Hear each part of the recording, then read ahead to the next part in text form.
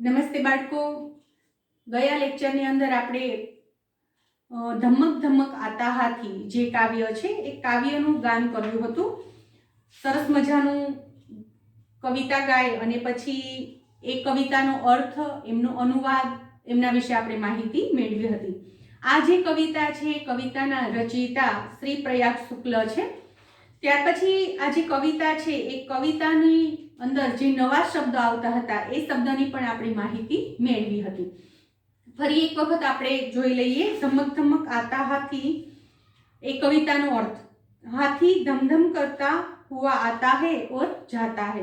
हाथी अपनी सूंड उठाता और गिराता है, वह अपनी सूंड हिलाता और घुमाता है. हाथी धमधम करता हुआ आता है और जाता है. जब हाथी पानी में जाता है तो सूंड भर भर कर नहाता है. हाथी वह किसी को नहीं बताता वो कितने केले खाता है. हाथी धमधम करता हुआ आता है और जाता है.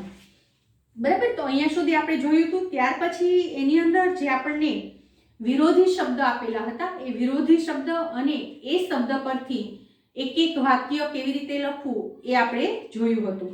ત્યાર પછી આપણને પાઠ્યપુસ્તકની અંદર એક સરસ મજાનું ચિત્ર આપેલું છે, જેની અંદર પહેલા ચિત્રની અંદર સિંહ છે, પછી આજુબાજુમાં ઘણા બધા પ્રાણીઓ છે. પછી બીજા જે ચિત્ર છે એ ચિત્રની અંદર આપણે જોઈએ છીએ કે સિંહ અને સસલું આપણે જોઈ શકીએ છીએ. ત્રીજા ચિત્રમાં સસલું છે સિંહને કંઈક વાત કરતો હોય એવું ચિત્ર છે, અને છેલ્લું ચોથા ચિત્રની અંદર સિંહ છે કૂવામાં ડોક્યું કરતો હોય એવું ચિત્ર છે. તો અહીંયા આપણે શું કરવાનું છે કે ચિત્ર કે આધાર પર કહાની લીખીએ. એટલે કે ચિત્રના આધારે આપણે વાર્તા છે જોવાની છે કે આપણને આ જે ચિત્ર આપ્યા છે એના આધારે જો આપણે વાર્તા બનાવવાની થાય તો કઈ રીતે બનાવીએ. તો હું એક વખત અહીંયા વાર્તા છે આખી બોલી જાઉં છું, પછી એમનો અનુવાદ આપણે જોશું. બરાબર. હિન્દી વાક્યની સાથે સાથે અનુવાદ પણ ત્યાર પછી આપણે જોઈશું. તો ચાલો શરૂ કરીએ. चित्रना आधारे वार्ता. जंगल में एक सिंह रहता था. जंगल में एक सिंह रहता था. बहुत से अन्य जानवर भी रहते थे. सिंह के अलावा कई और जानवर भी इस जंगल में रहते थे. सिंह जानवरों को अपनी मर्जी के अनुसार मारकर खा जाता था. सभी जानवरों ने इकट्ठे होकर सिंह से कहा कि वे रोज एक जानवर भेजेंगे. एक दिन खरगोश की बारी आई. उसने समझदारी से काम लिया.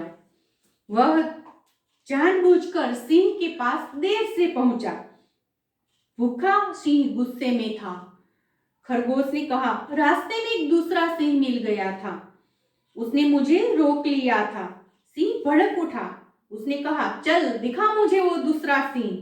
खरगोश सिंह को एक कुएं के पास ले गया. उसने सिंह को कुएं के अंदर देखने के लिए कहा.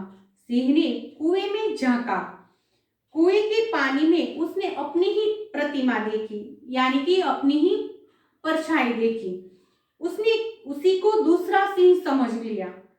उसको मारने के लिए वह कुएं में कूद पड़ा और मर गया. इस तरह बुद्धिमानी से खरगोश ने अपनी जान बचाई. तो इस कहानी का शीर्षक हम क्या दे सकते हैं? खरगोश की चतुराई. तो बाळको चालो हवे आपणे आ जे वार्ता मैं तमने कीधी चित्रना आधारे, तो हवे आपणे हिंदीनुं वाक्य बोलता जशुं, साथे साथे एमनुं भाषांतर खाली हुं अहींया बोर्ड पर लखती जईश. અને એ વાર્તાનું ભાષાંતર છે તમારે તમારી નોટબુકમાં લખી લેવાનું રહેશે. જંગલ में एक सिंह रहता था. बराबर. जंगल में एक सिंह रहता था.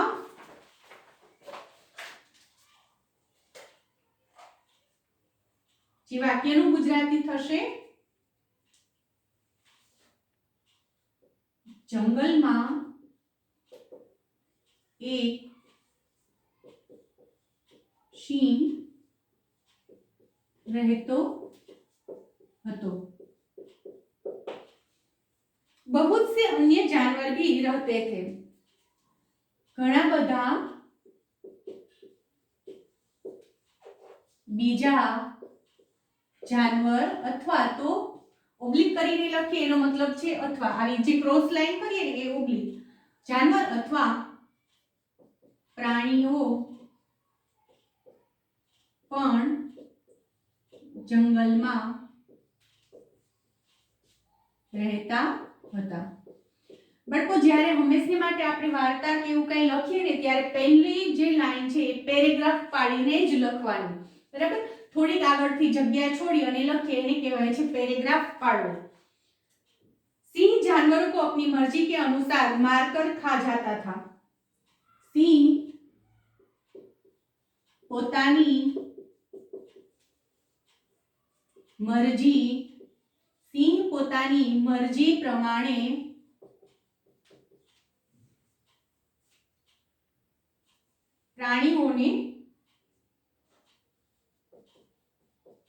પ્રાણીઓને મારીને ખાઈ જતો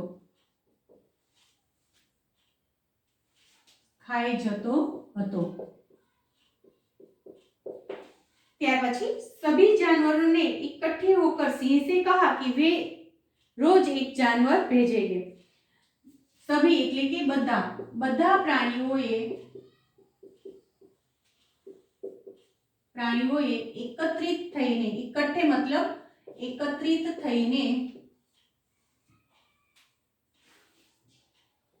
સિંહને કહ્યું કે અમે રોજ એક પ્રાણી તમારી પાસે મોકલીશું।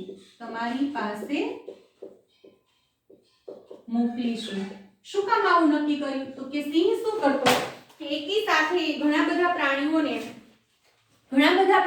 મારી નાખે, પછી એને તો પોતાની ભૂખ લાગી હોય એટલું જ માંસ ખાય, બાકીના બધા પ્રાણીઓ એમને મરેલા પડી રહે। તો સમય જતા છે પ્રાણીઓની સંખ્યા છે વનમાં ઘટવા લાગી અને ક્યારે કોને મારી નાખે એ નક્કી નહીં, બરાબર। તો વધારે પ્રાણીઓને, પોતાની જરૂર કરતા વધારે પ્રાણીઓનો એ સંહાર કરતો હતો। એટલે આ બધા પ્રાણીઓએ નક્કી થઈને એવું કીધું કે સિંહને રોજે ખાવા માટે જેટલું જોતું હોય એ પ્રમાણે આપણે પ્રાણીઓ મોકલીએ। એટલે કે રોજે અમે એક પ્રાણી છે રોજ તમારી પાસે મોકલીશું, એને તમારે મારીને ખાઈ જવું, બરાબર।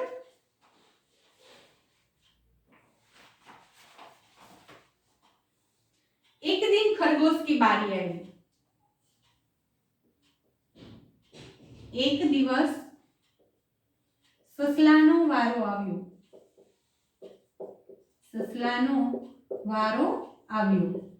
બરાબર। રોજે એક પ્રાણી જતું તો એક દિવસ શિયાળ ગયું હોય, તો એક દિવસ જીરાફ ગયો હોય, કે એક દિવસ બીજું કોઈ પ્રાણી ગયું હોય, તો એક દિવસ કૂતરો ગયો હોય। તો એવી રીતે એમ કરતા કરતા સસલાનો વારો આવે છે એક દિવસ। उसने समझदारी से काम लिया। उसने मतलब ससलाए, एमणे समझणपूर्वक काम लीधुं।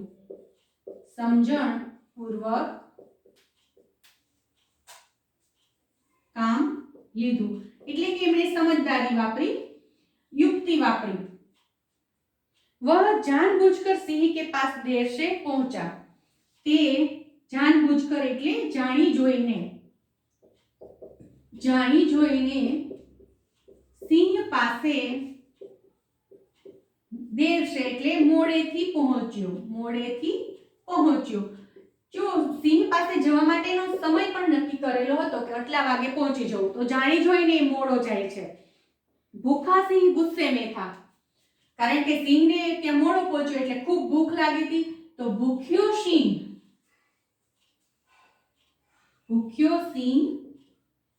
ગુસ્સામાં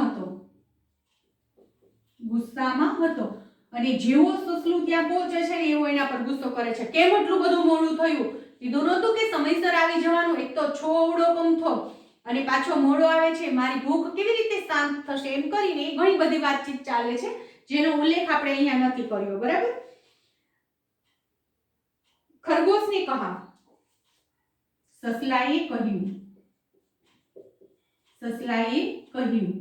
સિંહ એના પર ગુસ્સે થયો ને કે છોડો કમથો ને આટલો બધો મોડો આવે છે, કેવી મને ભૂખ લાગી છે। तो ससलू जवाब आपे छे। ससलाए કહ્યું, रास्ते में एक दूसरा सिंह मिल गया था। रस्ताમાં एक બીજો સિંહ મળી ગયો હતો।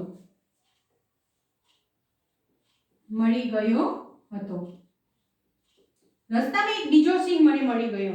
उसने मुझे रोक लिया था। एमणे मने रोकी लीधो। एमणे मने रोकी लीधो। અને શું એ લોકોનો સંવાદ જે થાય છે ને આપણે નથી લીધો પણ કંઈક આવો સંવાદ થયો હશે કે ક્યાં જાય છે તું, એટલે સસલાએ કીધું હશે કે હું અમારા જંગલના રાજા સિંહ રાજા પાસે જાઉં છું, એમને ભૂખ લાગી હશે, આજે હું એમનો શિકાર બનીશ, બરાબર, કે મારો વારો છે, એ મને મારીને ખાઈ જશે। તો આ સિંહ જે બીજો સિંહ એને રસ્તામાં મળે છે એવું કહે છે કે બીજો જંગલનો રાજા કોણ હોય, હું છું આ જંગલનો રાજા, ચાલ મને લઈ જા એમની પાસે, બરાબર। આવો ઘણો બધો સંવાદ ચાલતો હશે। પછી સસલું છે એમ કરતા કરતા આજીજી કરીને મોડેથી પહોંચે છે। આવું એ આ સિંહ પાસે વાત કરતો હશે। સિંહ ભડક ઉઠા। સિંહ ભડક ઉઠા એટલે સિંહ ગુસ્સે થઈ ગયો। સિંહ ગુस्से થઈ ગયો।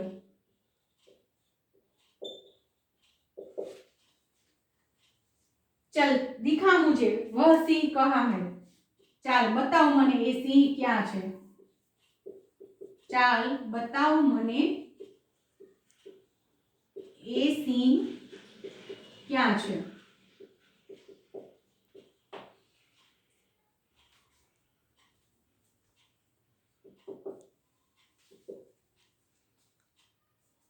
खरगोश सिंह को एक कुएं के पास ले गया। ससलू सिंह ने एक कुआ पासे ले गई।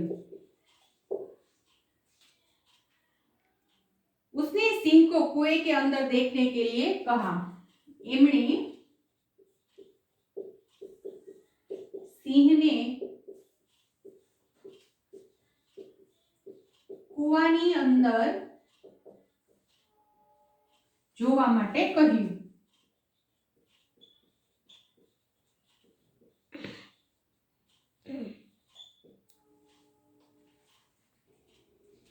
सिंह ने कुएं में झांका। सिंहे कुआમાં જોયું। झांका मतलब જોયું। सिंहे कुआમાં જોયું। कुएं के पानी में उसने अपनी परछाई देखी। શું કર્યું? કુવાના પાણીમાં એમણે પોતાનો પડછાયો જોયો।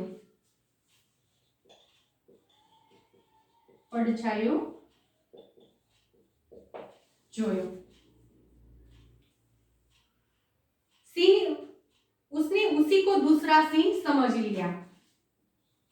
एमणे ज बीजो सिंह समझी लीधो। समझ लिया એટલે સમજી લીધો એટલે કે માની લીધું। અહીંયા આપણે માની લીધો એમ પણ આપણે લઈ શકીએ, બરાબર। બીજો સિંહ માની લીધો। એમને એમ થયું કે આ જે કૂવામાં પાણીમાં પડછાયામાં જે સિંહ દેખાય છે એ બીજો સિંહ છે, પણ હકીકતમાં શું હતું? પોતાનું પ્રતિબિંબ હતું। उसको मारने के लिए वह कुएं में कूद गया।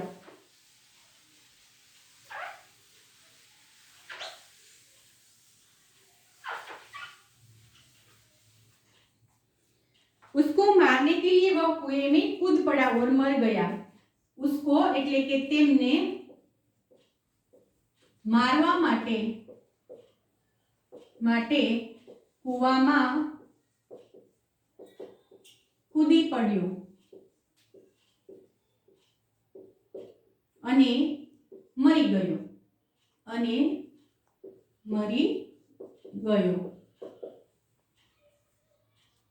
इस तरह बुद्धिमानी से खरगोश ने अपनी जान बचाई। इस तरह એટલે આવી રીતે बुद्धिपूर्वक, बुद्धिमानी એટલે बुद्धिपूर्वक પોતાનો जीव बचाव्यो। बराबर। तो अहींया आपणे चित्रना आधारे वार्ता जोई के आ जे चित्र आपेला छे एना परथी आपणे आवी रीतनी वार्ता छे बनावी शकीए। हवे त्यार पछी आपणे जोईए स्वाध्यायना प्रश्नो। तमारुं जे पाठ्यपुस्तक छे ने एनी अंदर સ્વાધ્યાયના પ્રશ્ન આપેલા છે, પ્રશ્ન કે ઉત્તર દીજીએ, એટલે કે જે પ્રશ્ન આપેલા છે એ પ્રશ્નના જવાબ લખવાના છે. 4 પ્રશ્ન છે જે હું પ્રશ્નના જવાબ અહીંયા લખતી જઈશ. પ્રશ્ન તો પાઠ્યપુસ્તકની અંદર આપેલા જ છે એટલે ડાયરેક્ટ હું અહીંયા જવાબ લખીશ. જે પ્રશ્નના જવાબ અને આ જે વાર્તાનું મેં ભાષાંતર લખ્યું ને બોર્ડ પર, એ બંને તમારે તમારી ફેર નોટમાં લખવાનું રહેશે.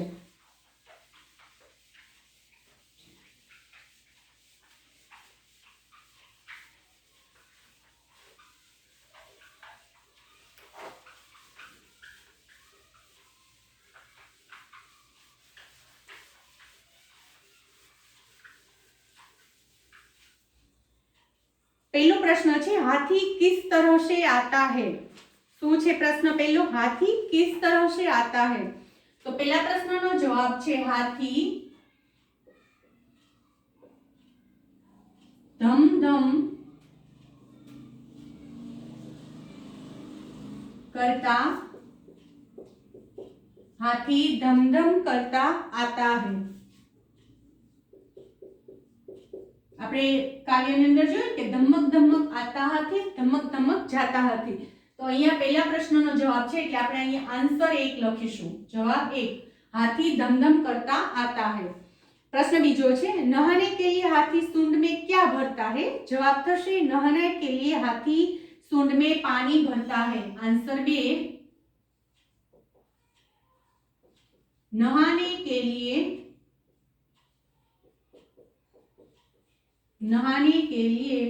हाथी सूंड में पानी भरता है.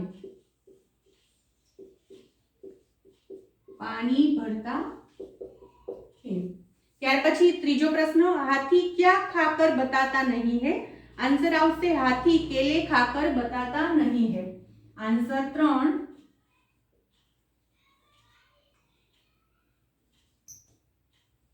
हाथी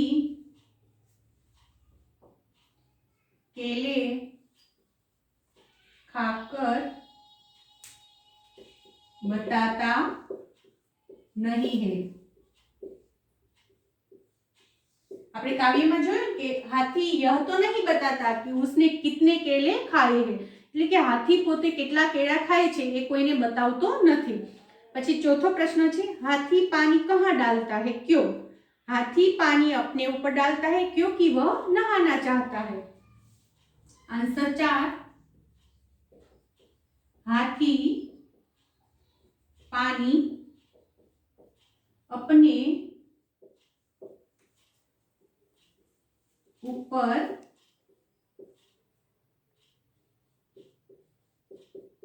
डालता है क्योंकि वह नहाना चाहता है. क्योंकि वह नहाना चाहता है. नहाना चाहता है. हाथी પોતાના ઉપર પાણી નાખે છે કારણ કે તે પોતે નાહવા માંગે છે. બરાબર. તો અહીંયા આપણે જે આપણને સ્વાધ્યાયમાં 4 પ્રશ્ન આપેલા છે એ 4 પ્રશ્નના જવાબ પણ આપણે અહીંયા લખ્યા છે. પ્રશ્ન તમારે પાઠ્યપુસ્તકમાંથી જોઈને લખતો જવાનો, આન્સર છે આ વિડિયો જોતો જવાનું અને લખતા જવાનું. પછી સ્વાધ્યાયમાં પ્રશ્ન 2 છે चित्र में हाथी के कुछ अंग नहीं है, उन्हें पूर्ण कीजिए एवं चित्र में रंग भरिए. તમારું આ જે પાઠ્યપુસ્તક છે ને એની અંદર અહીંયા હાથીનું ચિત્ર આપેલું છે. તો એ ચિત્રમાં અમુક અંગ છે ખૂટે છે, પૂર્ણ નથી કરેલા, એ પૂર્ણ કરવાના અને પછી હાથીની અંદર તમારે રંગ ભરવાનો છે. તો અહીંયા આપણે આપણો જે પાંચમી કવિતા છે ધમક ધમક આતા હાથી એ પૂર્ણ કરીએ છીએ અને નેક્સ્ટ લેક્ચરની અંદર આપણે નવા પાઠ સાથે ફરી મળીશું. Thank you.